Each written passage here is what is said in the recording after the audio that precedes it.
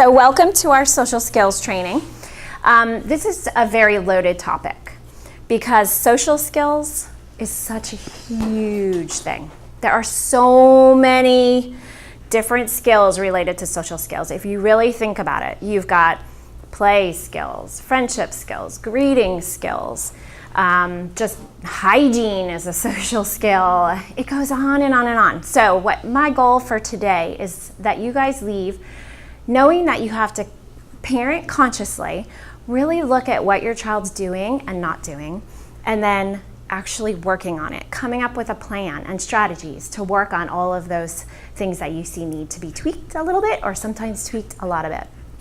So if you leave with that idea, then I think we've accomplished something, because so many of us go through the day. As parents, we're busy. Those of you with 5 kids, you're so busy. You're not taking time to stop and look at the social interactions that your child's having. So we're missing all of these pieces that are going to help our kids be successful adults. And there are so many little things that you can tweak easily if you're consciously looking at it and thinking about it and then working on it. So we're going to go through some steps for getting that done. And then also, hopefully you'll get a lot of different little tips and tricks to also help with that. Okay, so teaching social skills requires conscious parenting. How many of you have read books on conscious parenting or heard about conscious parenting and know a little bit about what that is? Anyone? All right, yay, get to learn something new. Okay, so conscious parenting, oh, another big group coming in? Okay. All right, come on in. So conscious parenting is parenting consciously. Raise your hand if you're not parenting consciously. I think we all do that to an extent, right? How many of you have a cell phone? Oh, that cell phone is a huge culprit that keeps us from parenting consciously. How many of you have children who seem to have really poor social skills when we're on our cell phone? Or we're having to email or text somebody back, or we're talking on the cell phone. That doesn't happen quite as often, but we do still talk on the cell phone. How many of you, their social skills seem to tank at that time? Yeah, it happens. So having information flooding into you constantly, having people texting you and gaining your attention away from your child constantly keeps us from parenting consciously. Welcome to all of you that just arrived. We started because it was a little after 12, so sorry. You didn't miss too much. I just went through some items that I'll talk about at the end as well. So this is our first slide, so don't worry, you didn't miss too much. What we're talking about right now is parenting consciously. And I had mentioned that my goal for today is that you're going to leave really looking at your child's social skills and what you need to work on and what you need to tweak, and to have a plan and then some strategies for helping with that plan. So when you're parenting consciously, you're not getting distracted. We get distracted often nowadays. It's constant distractions. It's constant Facebook updates. It's constant texts from mothers and mother-in-laws and everybody else saying things or asking things. And we're constantly easily accessible to everyone else. And then our kids are the ones that are just living, right? And you're just getting them here, quickly getting them there, quickly pushing them off to someone else to teach them something. We're just shuffling them around. But today we're going to learn about how to stop doing that and really look and listen to our kids, watch our kids, and then help them with all of those skills. So setting a goal, if you can't have a goal if you don't know what to do, right? So you're going to watch them, and we're going to go into this deeper. Each of these pieces will go into deeper. You're going to watch them. You're going to make a goal. You're going to model the appropriate social skills. We're going to talk deeply about that one. You're going to make sure your child has opportunities to practice the social skill. And then you're going to have to prompt. How many of you incessantly have to prompt to your verbal children to say please or thank you? You have to do it for many years, and that's okay. Just keep doing it and don't give up. And then you're going to reinforce in one way or another. Maybe it's just a smile. Maybe it's a quick little edible treat. Maybe I'll go into some other non-edible techniques for reinforcing your child for good social skills. And then they're going to have to generalize that skill. So they're not only going to use that skill properly with you, they're going to use it with a neighbor. They're going to use it with a stranger at the mall, which is just, not diverging personal information, but maybe smiling or saying thank you. So we're going to go through each of those pieces. I love this little Yoda. You want to know the difference between a master and a beginner? The master has failed more times than the beginner has ever tried. So really don't look at, and there's another little slide that talks about this, don't look at having your child be perfect. Should our children be perfect? No, never. Maybe once in a while in that Facebook picture, that's just right. Then it's okay, but the moment after and the moment before, don't expect perfection, okay? We don't want perfection, we want permanence. We want to teach skills that are going to stick around and that maybe still are a little rough around the edges, but they're good to get by. We've got to keep getting them by. Don't expect your children to be perfect.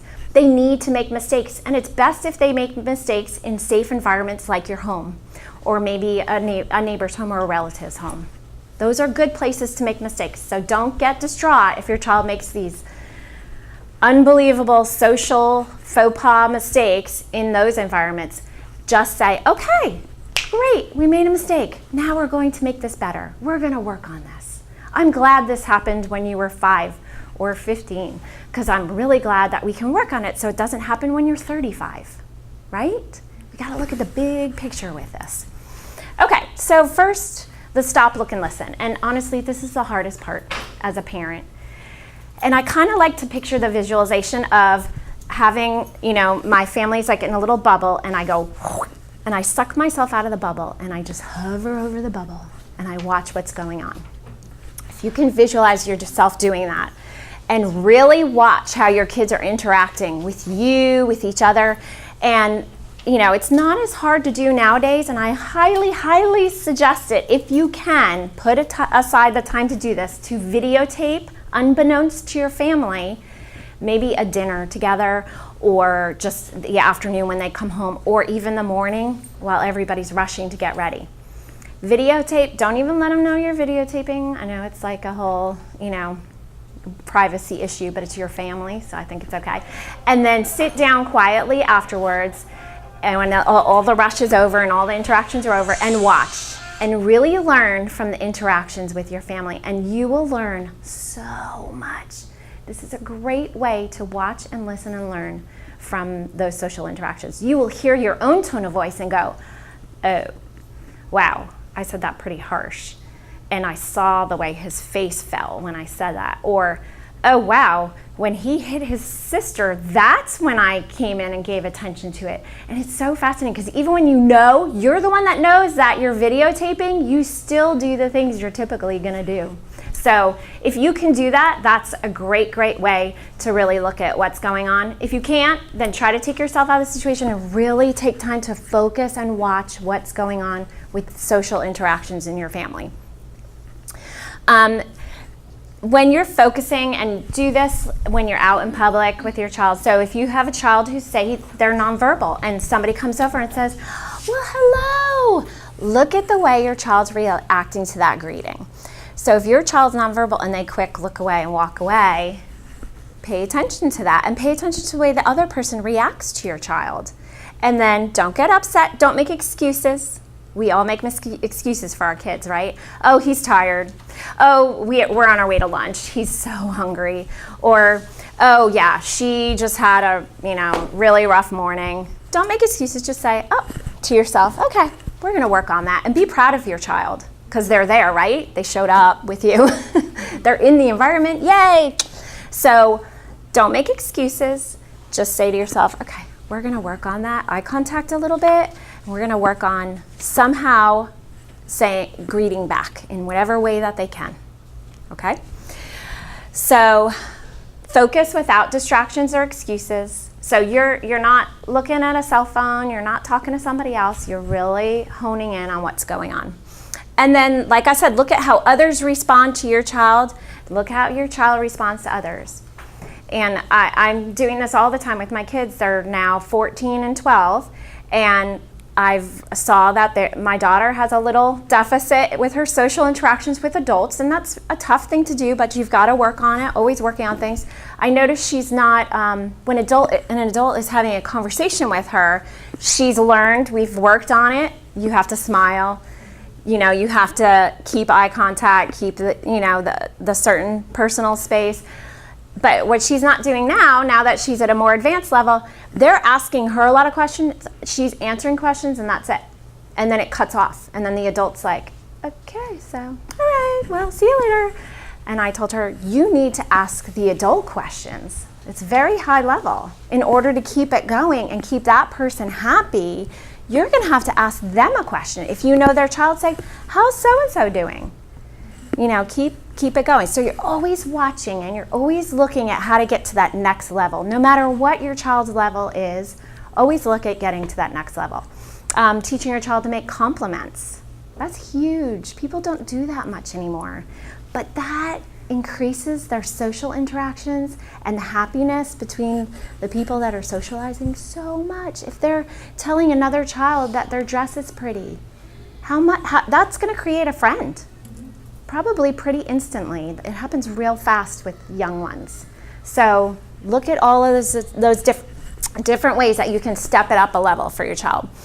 And then look at how your child's responding to others and what your child is saying or what others are saying to and around your child. So you're looking at really everything with those social experiences. Take your child to the park, let them go, and then watch.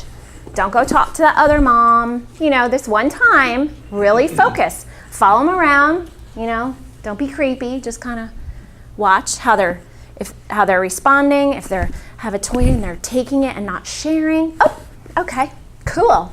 Not sharing. We're gonna work on that, and just kind of jot it down. I would write it and put it on the fridge. Don't just think it and forget it. You've got to do. For me, I don't know how you are, but I'm visual. I'm gonna forget that I thought I need to work on that. If I don't write it and put it on the fridge and make it a goal, then I might forget. So write it down and then talk to your family about it. Make a little family meeting and say to your husband, your spouse, say to the siblings, hey, you know what? I noticed so-and-so needs a little bit help with, say, eye contact. So we're gonna work on that. Tell your relatives, tell your neighbors, we're working on eye contact. So when you're saying something, can you just make eye contact with my child? And then I'll either try to prompt my child, or you can even remind my child to look at you, just to work on that. And make sure you make a big deal when they do it too.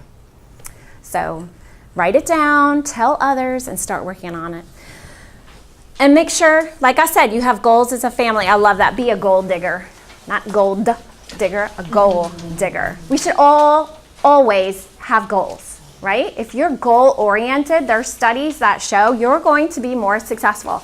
And if you're putting that goal on the fridge, you're modeling being a goal digger. You're modeling working towards things all the time, and your children are going to learn from you. They're going to get into the mindset that we are always trying to improve. We are always setting goals. So great modeling technique. We're going to talk more about modeling. So what is important to you as a parent? Maybe culturally, different things are important. Maybe in your culture, your child's not dancing, and when everybody gets together at a party and dances, you need your child to dance with everybody, because then everybody will have so much more fun. So that could be a goal. It's a social goal that's important to you culturally, so work on it. Maybe culturally, maybe you have a church you go to, and I went through this with my kids. A part of our mass is shaking hands with people, and my kids would avoid it at all costs. They'd be like, achoo! Oops, not really, but, trying everything to not have to shake hands with people. So I'll talk about that later, but I came up with a great reinforcer. I was so proud of myself. Reinforce yourselves too, on how to get them to shake more hands. That was important to me because I was embarrassed that they weren't turning around, they weren't looking at anybody, and they weren't shaking hands with people. So think about what's important to you as a family, and then that's going to help you guide your goals. What are your child's social deficits and what are your child's social strengths? So you're not just looking at what their deficits are. You're not just looking at what they have to work on. You're also, and I love this part, you're looking at what they're good at. And you want to emphasize more of what they're good at. You want to build up their strengths.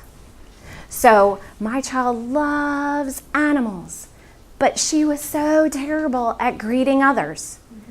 So we had a dog, and I would let her walk the dog around the neighborhood, and people would be attracted to the dog, and I would encourage her and reinforce her for greeting them when they were petting the dog. Took the pressure off of her with something she loves, and she was building up a skill using a strength. Get it? Look at your child's strengths, build up skills utilizing those strengths. If your child loves Legos, bring a box of Legos to the park.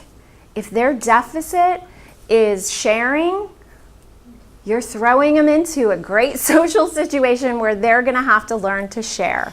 And you're using their Legos that they love. And maybe they're really good at showing others how to play with the Legos. So use their strengths to build up their deficits.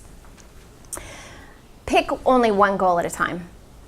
Do not go crazy and come up with 10 things you're gonna work on, because it's not gonna go far. You're gonna get overwhelmed or confused, and you really wanna pick one goal at a time. So pick one thing that's super important to you that you've noticed your child needs to work on, and focus on that one thing. And then when that thing is done, you're going to write it down on a piece of paper, put a check mark next to it, and put it in a little binder that I'll show you in a bit. And you're going to be really proud of yourself, reinforce your child, reinforce the family, and everybody be real proud that they've mastered that social goal. And you're probably going to have to prompt in the future and come back to home base again once in a while to work on it again at different points in time. But really be proud of yourself for helping your child master that goal. Like I said, get everyone involved. The more people you have involved that child feels safe around, the quicker it is going to be for that child to generalize the skill. If you're working on eye contact at home, let the teacher know at school that that's what you're working on. Because teachers talk. They talk to the principal. They talk to the other care providers in that environment. They'll let them know that you're working on eye contact, and I guarantee you, if you get the word out, there's going to be lots of people coming up to your child encouraging eye contact with your child.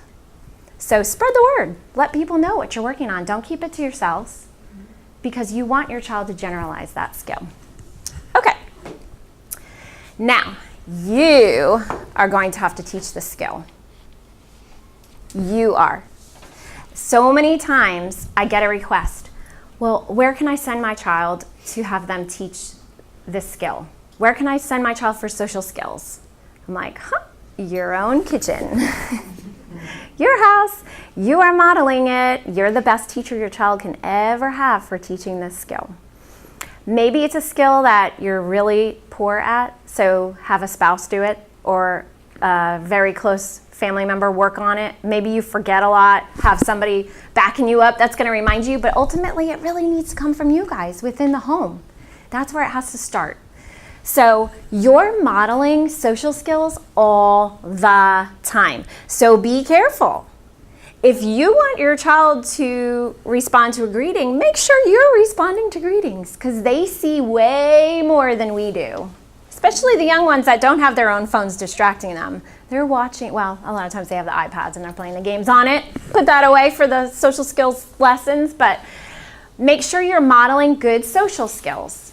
And that's why I love videotaping, because then you get to see yourself. And it's like, oh, wow, I really should work on that, because that's what he's not so great at. No, I know where he gets it from. So definitely make sure you're aware that you're modeling all the time. Every time you go to the store, the interactions you have with the person at the checkout lane, the interactions you have with the mom in front of you.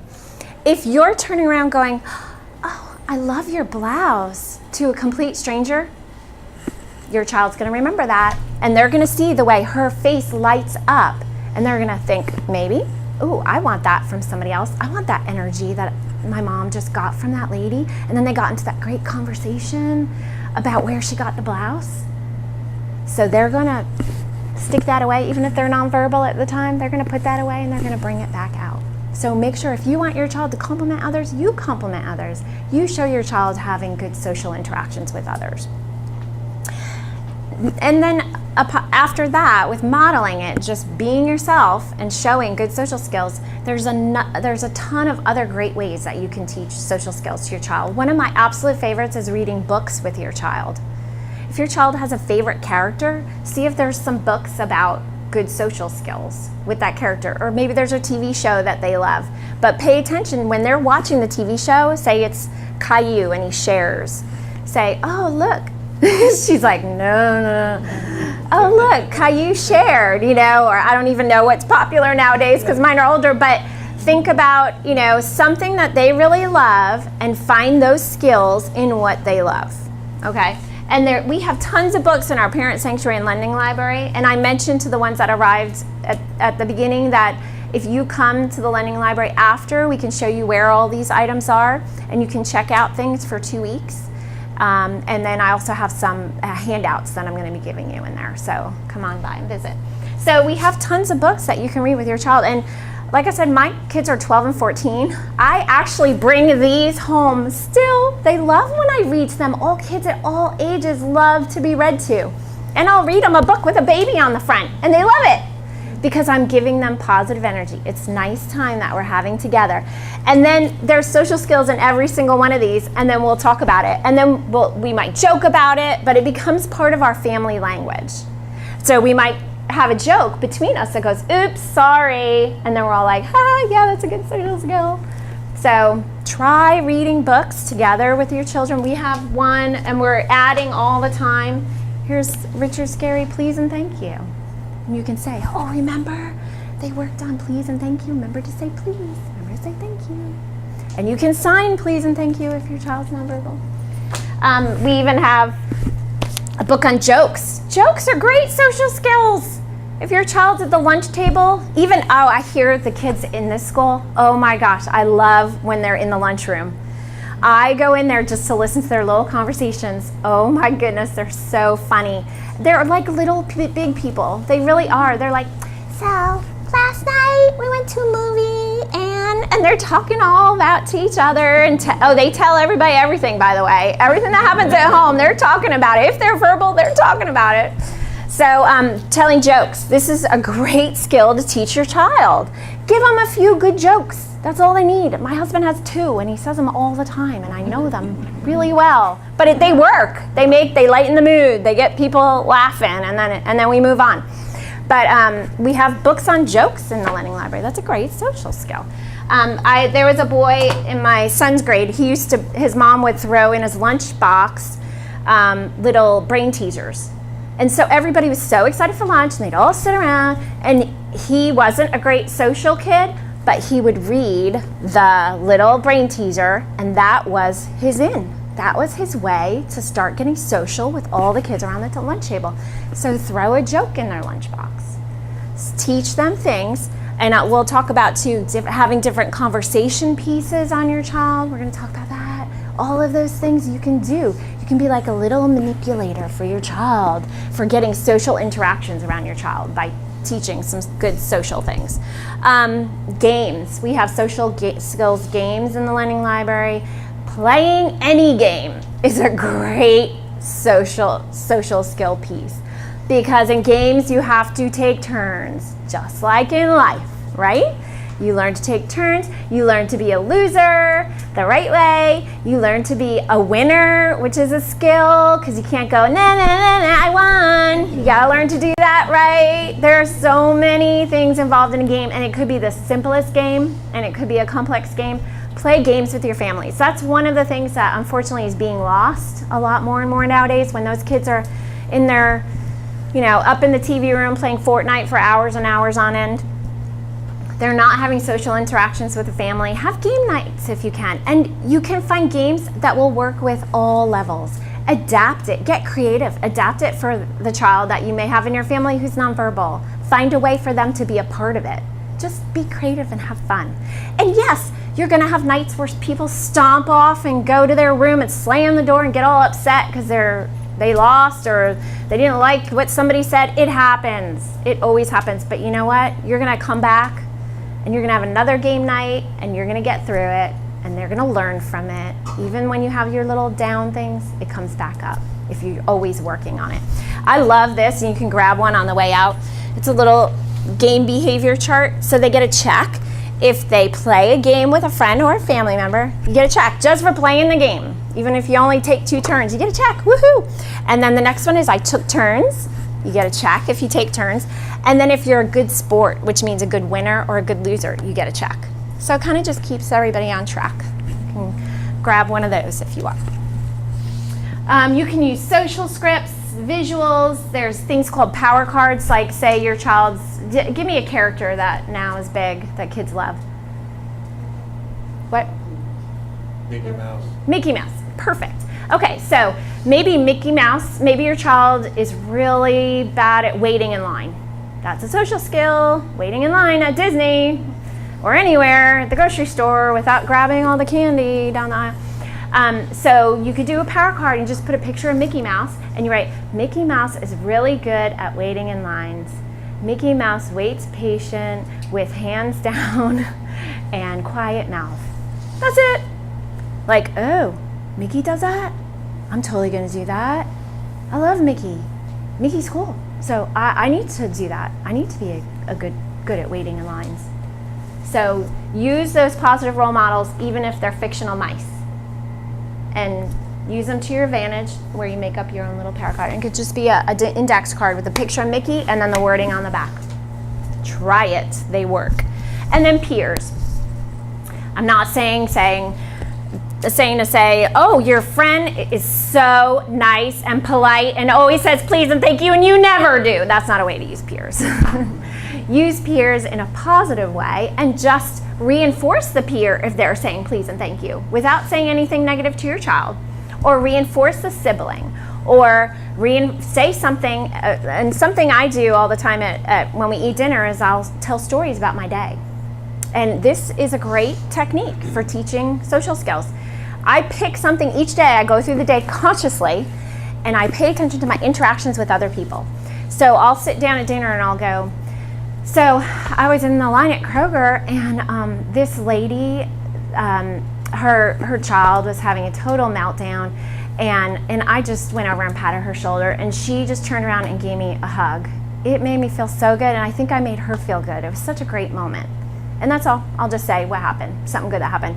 Or I'll say, you know what, when I was driving, somebody, stopped and let me go. Or somebody at Dunkin' Donuts paid for my coffee. Isn't that the best thing ever? Oh my gosh, it made me feel so good.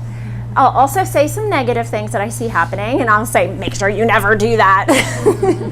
But I'll also make sure I'm telling my kids what positive things made me feel good.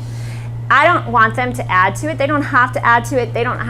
They can roll their eyes, whatever. They're getting the information, and they're learning what's valuable to me, and they're learning what makes me happy, and they're learning how to make other people happy, and they're learning social skills. So conjure up things, through your day. Go through your day consciously and pay attention to social situations and talk to them about them to your family. You don't even have to talk to your kids. You can tell your husband about it in front of them, because they hear everything that we say to each other, right? They hear it all.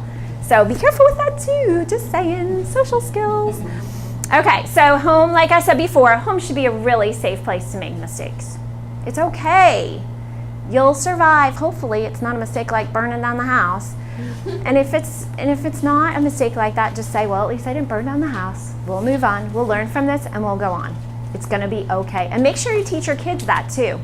It's going to be okay. We will go on. Because you don't want to raise your kids to think that a mistake is going to be the end of the world. You want to raise them to learn that we make mistakes. Yes, we all make mistakes. Show your kids when you make mistakes. You are not perfect. Let them know that, and tell them the story during the day about how you made a mistake and how it made you feel and how it made the other person feel and how you fixed it and how you're going to do better next time, and teach them that that's the way they do it too. Okay, next one.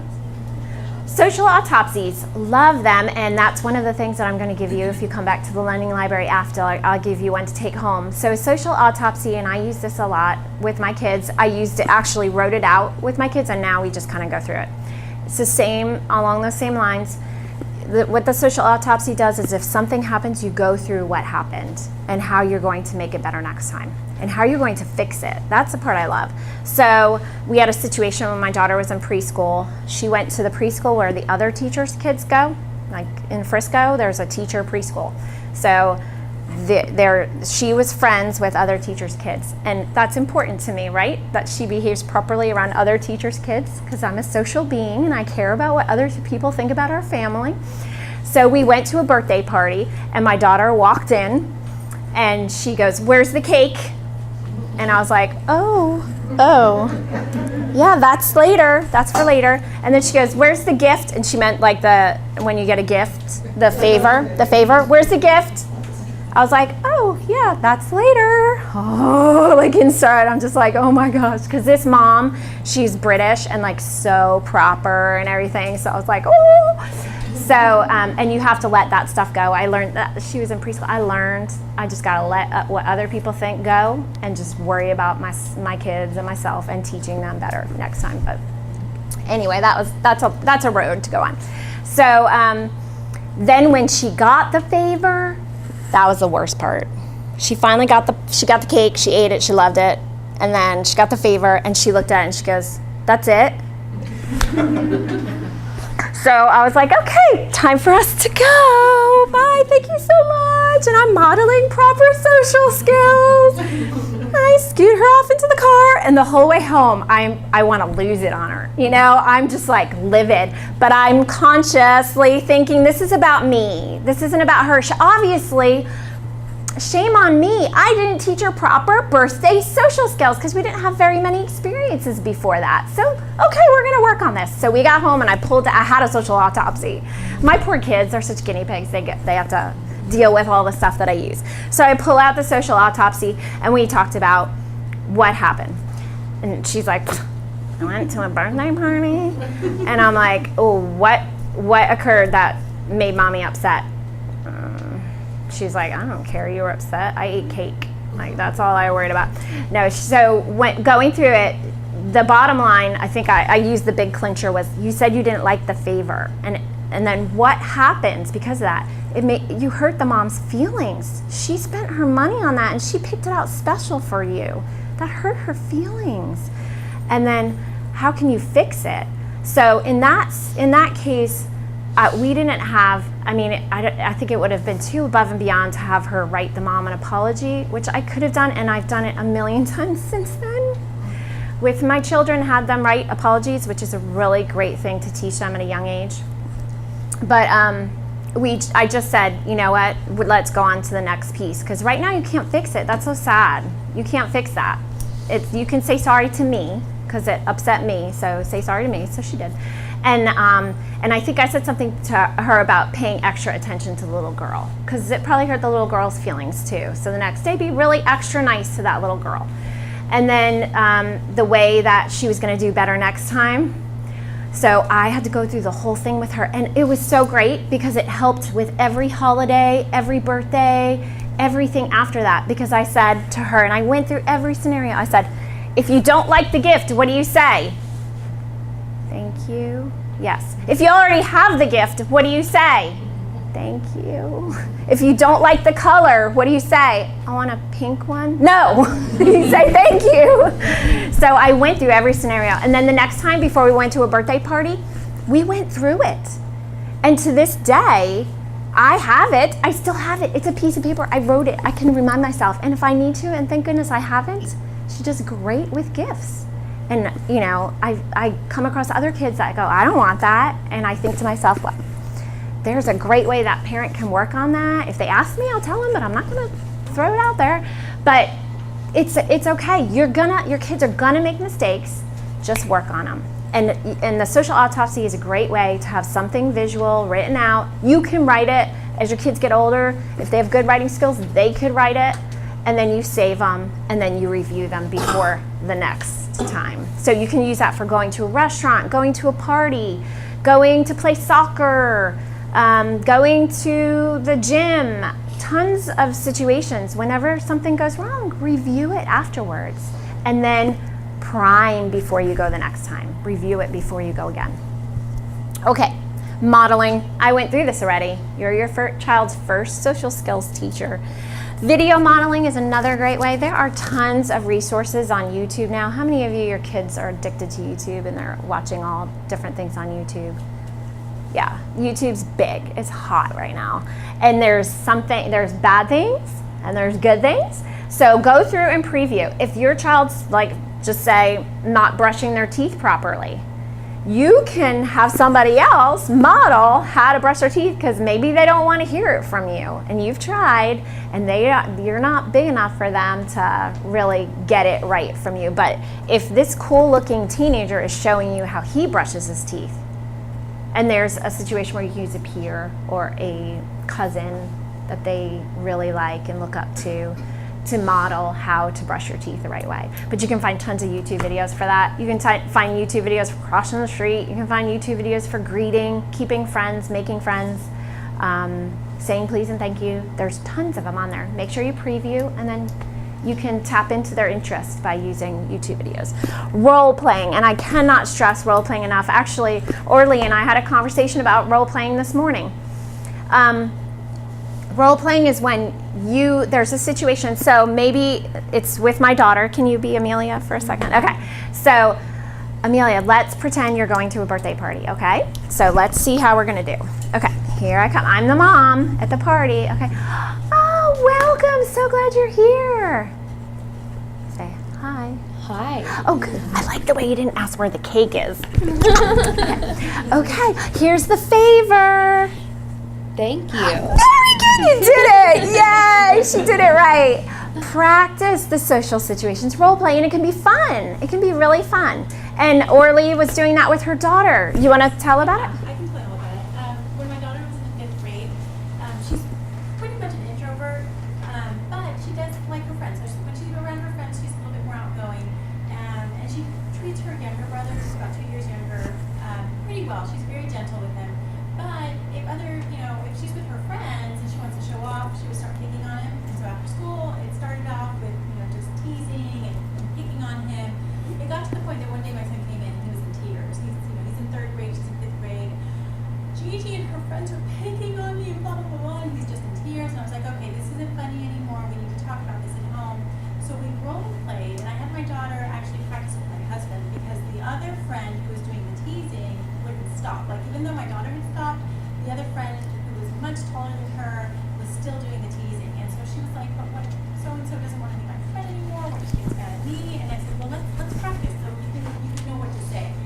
So my husband would stand there, and so she was, my mom said we shouldn't tease him anymore. And she would just practice doing different things. And the very next day, even though I know it was really hard for her, she told her friend, we shouldn't do this anymore, it's really hurting his feelings. She said that her friend was like, oh, okay, and that was the end of it. So I think sometimes that anxiety of worst case scenario, they're going to stop talking to me, they're going to start picking on me, kind of go through their head. But once you give them the opportunity to practice, they feel a little bit more confident doing it, and they'll actually go through with it. And it takes a while. Like some kids, they might need a few days to practice it, and they set a date, like, okay, by Friday I'm going to talk to my friend. And then other kids might say, okay, I'll do this tomorrow, see how it goes. Yeah, but role play is really, really good. Mm-hmm. Yeah, and we had a adult with autism come and speak to all the parents one night, and it was a social class on social skills, and he had such wonderful social skills. Like you would hardly know he was on the autism spectrum, and he said he had a long way to go when he was young.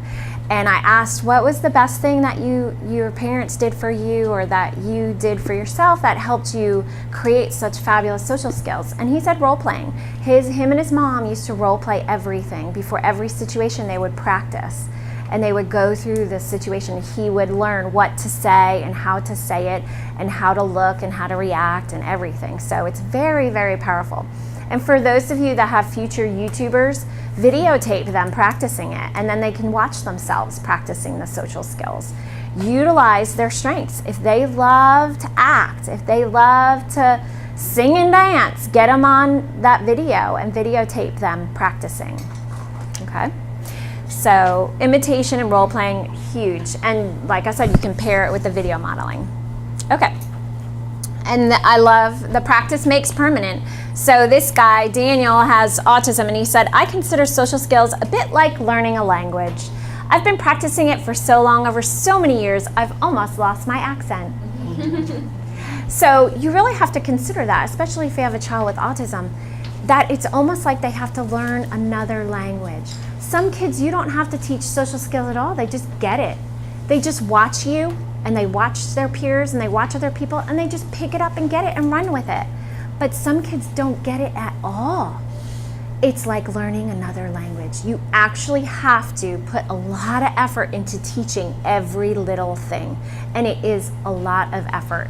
But as this student that I just told you about shows, it's worth the effort. He now has a job at Market Street, and he loves it, and he's doing fantastic. So see the big picture. Put all the effort in now in this short amount of time that you have, and teach all of those little things that you need to teach consciously. Really work hard at it for your child. And I love this picture of this cat. The first piano lesson did not go well. And you don't want to give up. If the first time doesn't go well, don't give up. Try again. Usually the first time doesn't go well. Look at what didn't go well and try again. And all the time we have parents, oh, I can't go to Target because that was a nightmare. Oh yeah, you need to go to Target.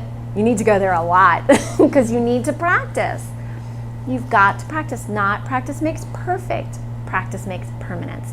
So you want to take short little trips there that are quickly reinforcing so that you can get in there and you can get through there successfully, and successfully socially too. But you have to practice consciously. You've got to make trips specifically to do that.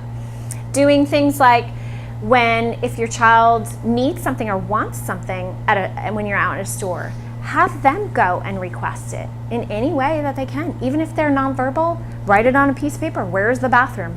And have them give the paper to the person so that they can request where the bathroom is to a stranger. Work on ways that they can do things to have them learn to interact with others and get the information that they need. When I started doing this with my kids out in public, my daughter, who's 2 years older than my son, she would say, oh, is there a red one? I don't know, go ask the salesperson. So she would grab her brother and she would push him in front of her and she would make him ask. Yeah, it was brilliant, really.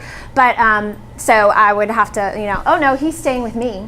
You want that, you go ask. So then now she's great at it. Like now I'll be like, where'd she go? Oh, she's asking for something that she wants. She knows how to get what she needs, and she knows how to ask without being afraid to do it. So that is what I want. I want her to have the confidence and the skills to get her needs met and to be happy socially. So a mistake we make expecting skills to be done perfectly and then giving up when it doesn't reach our expectations. Don't give up. Keep going. Keep looking for permanence. Okay, so prompting. And you're gonna have to prompt. You're going to have to remind. You're going to have to encourage. Things like saying please and thank you. You have to say it over and over and over. And then there's that time where you go, did you say thank you? And the other person goes, oh yeah, he said thank you. And you're like, oh, finally.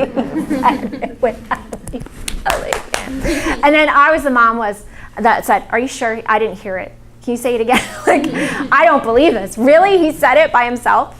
And there was this one time where we went to the mall, and there was this really scary clown making balloons, and like those balloon animals. And so I sent my kids, they wanted a balloon animal. So I said, go ahead. I just gave them $1 for tip, sent them across the way, and I'm watching to go to the scary clown. And they got their balloon animals, and then he came back. And the scary clown, after they left him, he goes like this. And I was like, I don't want to go to the class. So I go over and he goes, ma'am, thank you. Your kids are the only ones that said thank you to me all day. Mm-hmm. And I was like, they did? Oh, yay! I'm so happy. I'm like, guys, come to the scary clown. Listen. Oh, it made me feel so good. I felt so awesome. That clown reinforced me without a balloon animal. And I was so proud of my kids. It uplifted me so much. I mean, I reinforced them after that, but they got to see how happy I was. And, you know, that's sad though. The only ones all day, nobody else is being prompted to say thank you. That's not good. So we have to prompt them until the scary clown says, great job, Mom. And make sure you're telling other people, great job. We need to be reinforced as parents to keep going, because how many times do we want to give up on things? Many times a day, right? So we need to reinforce each other. And that clown made such an impact on me that I make sure when a child is polite, or a child holds a door open, or a child or a teenager or anyone does anything, and I see a parent in eyesight, I go out of my way to go to that parent and say, fabulous job. He held the door open for me. That's a good kid. Great job. Because I want to uplift those parents, because I want that door held open for me all the time, right? Especially when I'm getting older. I want that door held open. So I'm going to reinforce every parent I can. So make sure you're reinforcing each other. If you see good things being done, say something. Make it happen more around us. We need more of that in this world, because you know what it is most of the time? It's everybody judging everybody. And we pick out the stuff that isn't good. And we go and we complain about the waiter instead of going and tell the manager that that was a great waiter when we have a good one. We just move on when we see the good things, and then we complain when we see the bad things. Let's flip that coin. The world needs more of the good things. Okay, I just went off on that, sorry. But it's important. So reinforcing, and I just said, we all need reinforcement. Our kids need reinforcement. And if you can't reinforce your child, reinforce people around them that are doing the skills that you want them. They're gonna know, they're gonna see it. They're gonna want that energy from you, that positive energy. And be careful how you're reinforcing, because, like I said, if you're busy and you're occupied and she hits her, and that's when I drop my phone and I run over and I give her energy because she did something she wasn't supposed to do, then she's going to do more of that hitting, right, to get me off my phone. So get off your phones and reinforce when they're doing the good things. Because how many times when your kids are behaving properly and they're sharing at the park or something, you're just like, oh, awesome, don't poke the puppy. And you just kind of sneak away and you go do your own thing and you let it happen because you're having a moment of peace. Yes, we need moments of peace, but you want permanence over there. So you go over and you go, I'm sorry I keep singling you out. I'm so proud of you. Look how you're playing. Keep it up. Don't embarrass them. If they're like 14, don't do that. But if they're little, they want that positive energy. I know, I tried and she was not happy. Reinforce when they're doing it. Go for the effort, because you want to put the effort in now.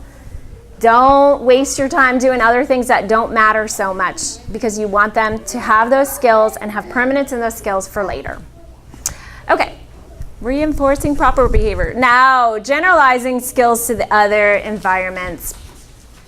So when you've taught a skill and you've worked really hard on something, make sure you're dispersing it, getting it out into the community. Get your kids out into the community. Get them interacting with other people, or bring the community into your home. That's another good thing to do.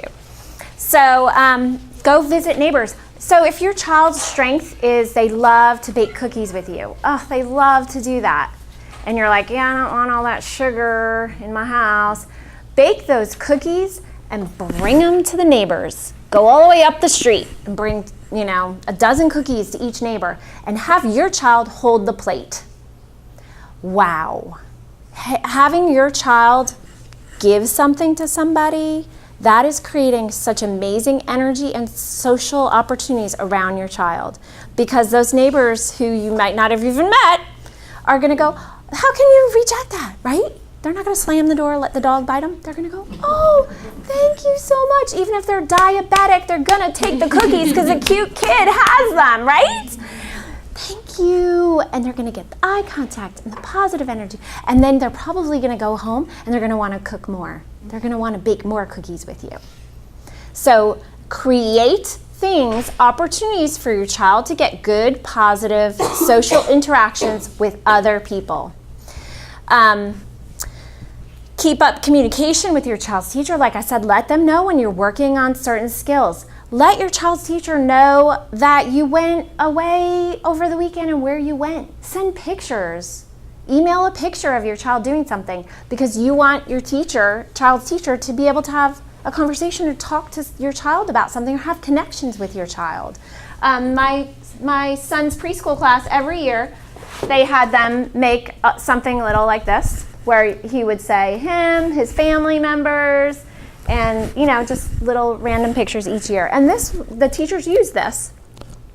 And they would talk about the different things, and they would have them present it to the class, and all of little experiences like this. And I had to do this for my son at dinner time. He was a nonverbal at the time, and we were all talking about our day at dinner, and every time he slipped under the table, and he'd be like on the floor playing with dust or something, like in the middle, and I'm like, where'd he go?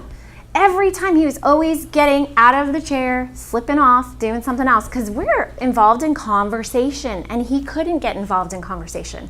So I made placemats with lots of pictures, and then we had to consciously involve him in our dinner conversation. And how I did it was, I would say, point to Grandpa, and then he would point to Grandpa. There you go. Remember that time that was so fun that we went on that ship with Grandma and Grandpa? Wasn't that great? Yeah, we had such a good time. Engaging him in conversation. Something else I use, and I think it might be in a different slide, but I'm going to talk about it anyway. Creating conversation pieces on your children. So before my son was talking, I went to Walmart and I just grabbed like all these random t-shirts, cheap t-shirts that had different random pictures on them.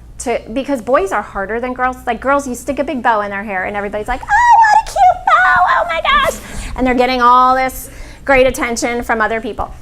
It's harder with boys. Can't put a bow in their hair. I did not try, but I considered it for moments here and there. So I found this one Walmart t-shirt, and it was a picture of a dog, and we didn't have a dog at the time. I didn't like dogs at the time. I just grabbed a dog shirt. So he walks into school, into preschool. I'm walking in with him, and one of the paraprofessionals is coming around the corner, and she's just like walking, and she sees him, and she goes, oh my gosh, that's my dog! I have the same dog! Oh, hold on a minute! And she runs to get her phone and pulls up a picture of her dog and runs it over and shows my son, look, it's the same dog! And I was like, bingo! I did it! I got positive interaction between my son and that paraprofessional, and now she's gonna acknowledge him every time she sees him. And it happens, I'm telling you, if you make a connection between your child and somebody else, that connection will never be lost. There will always be that magic moment between them, and she will always have a different type of connected energy with him every time she passes by him. You want to create that connected energy between your child and other people. That should be a big goal of yours. How can I make connections for my child? When I was a classroom teacher, I did the same thing, where all the kids brought in a big poster with their pictures of their homes. Turns out when I saw the picture of one of my students' homes, it was the same home I have. And I realized he lives right around the corner, because they do that where they have all the same types of homes in the neighborhoods, yeah. So that created a connection between me and that student, and he's now in high school, and he still comes to my house for my Halloween party. Because I started inviting them because I knew they lived right around the corner. That connection was made because of a picture. A connection. A new connection that still to this day is not lost. So think about how you can make connections for your children and other people. It's so important, and it's so social for them. Make sure you're getting out into the community, giving your child opportunities to play on the playground with other kids. Bring conversation pieces with you for your kids. Have your kids bring a bucket of rocks, like colorful little shiny rocks or gems, and they can dig, bring a little shovel. He'll have like a ton of kids around him, social experiences around him. Or bring a bunch of cars, little race cars. At Hope Park, there's a piece where you can slide the race car down it. Bring a bunch, maybe some that the child doesn't care about, so he can present it to somebody else and feel good about giving to someone. And get that positive connection with that child, so the next time the child sees your child at the park, they'll run over to them and maybe hug them, be happy to see them. Volunteer with your family if you can. There's so many opportunities to volunteer, and that is such a great gift you can give your family. If your family is together, giving and helping others and you're having great social experiences around people that are happy and grateful, really good thing to do. Go into stores, go to restaurants, just do it. I know if you're dreading, just do it and practice it and repeat it and practice it and teach new skills. Have your kids order what they want themselves. Have them point to what they want if they can't speak. Have your child, as they get older, pay the tip